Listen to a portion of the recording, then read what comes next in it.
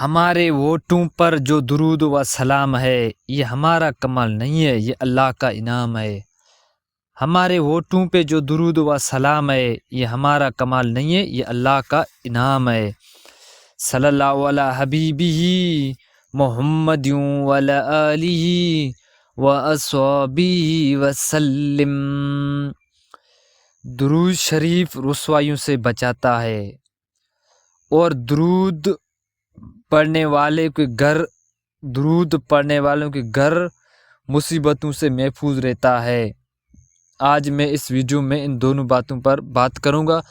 سب سے پہلے اگر آپ ہمارے یوٹیوب چینل پر نئے ہیں تو کائنڈلی ہمارے یوٹیوب چینل کو سبسکرائب کریں اور ویڈیو کو لائک کریں۔ اللہ پاک ہم سب کو زیادہ سے زیادہ درود پاک پڑھنے کی توفیق دے دے، اور ہماری ویڈیو کو آگے شیئر بھی کیا کریں تاکہ یوٹیوب آگے امپریشن بھیجے گا تو زیادہ سے زیادہ لوگوں تک ہماری دعوت پہنچے گی۔ حضرت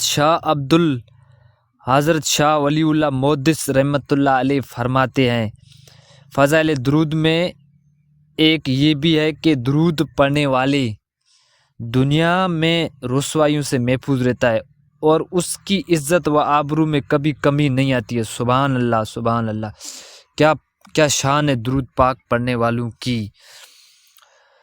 حضرت توکل شاہ نبوی رحمۃ اللہ فرماتے ہیں کہ